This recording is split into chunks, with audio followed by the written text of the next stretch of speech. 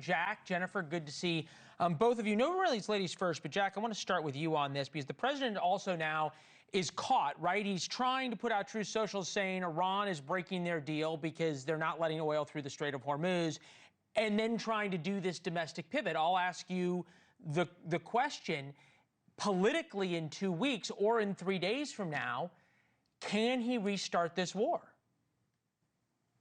Well, I think that, I mean, if you're asking, can he restart the war if Iran breaks the ceasefire? I would say yes. I said that President Trump has clearly set the tone for this and set the parameters on it, that this needs to be contingent on those ships, those oil tankers being able to make it through the Strait of Hormuz. As a prior Navy officer myself, freedom of navigation is our #1 mission on the high seas. And of course, the Strait of Hormuz itself is a key economic artery of the world economy. So, I just want to put a fine point on this. You think Republicans at all, MAGA, will come back in support if he comes out and says, look, Iran broke the ceasefire, we're going back in? I don't think you would see anything broadly change from where it is now. And where it is now, you think he broadly has support or he's losing support? I would say people are in their camps already on this. You clearly saw the president himself addressing that. I don't think that anyone's changed their mind yet on this necessarily. But at the same time, if he's given himself this 2-week period, and I think he's given Iran the 2-week period. That being said, I would be surprised if he is willing to go to hostilities with the vice president potentially in harm's way. That's a good point. Whether or not Vance leaves or not will probably tell us a lot in terms of how they view things happening. Jennifer, have you seen anything from the Iranians that show they are concerned, or is this them feeling like they have come out pretty well and now are going to see how much they can test Trump? I think that's exactly right. Despite the fact the United States military has had significant tactical and operational successes, I think that Iran is feeling quite emboldened. They are coming out of this having survived. That is the #1 goal of this regime, and it's been achieved. They have effectively exercised control over the Strait of Hormuz and continue to do so.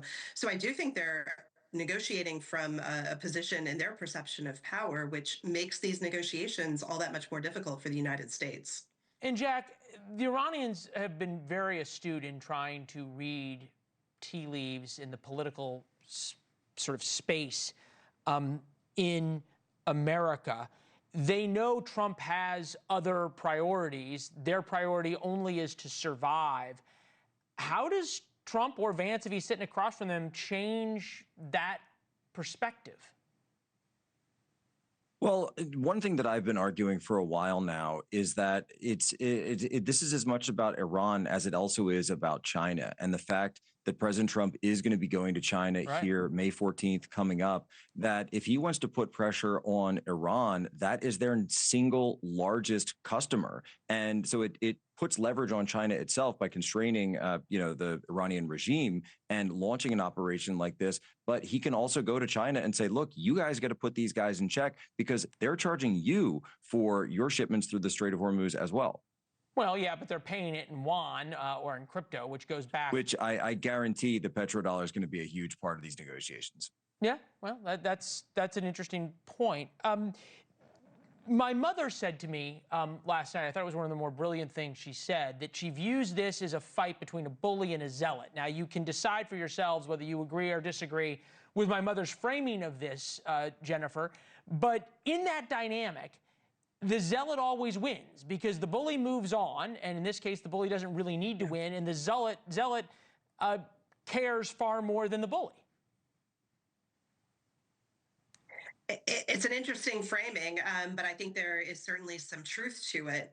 Although I'm not sure that either side wins in this. Certainly, the Iranian economy has been significantly degraded, but at the end of the day, I think going back to your initial question, I'm not sure what the president would actually achieve by going back into conflict. I completely agree with Jack. Do you think the Iranians believe, based on their actions, that he's willing to? You've studied this. I think that they believe that they can outlast him. Jack, I haven't seen anything to the contrary to Jennifer's point.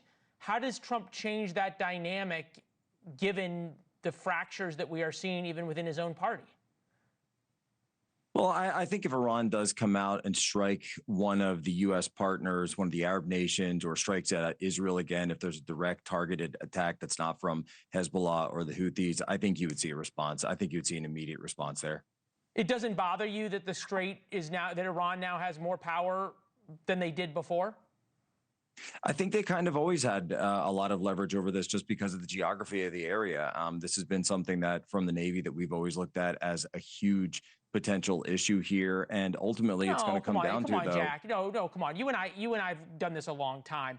The Strait of Hormuz was always open and free. The Iranians didn't fire on people. Insurers insured every ship that went through. Nobody had to pay $1 million to the Iranian when regime. they closed it the first time.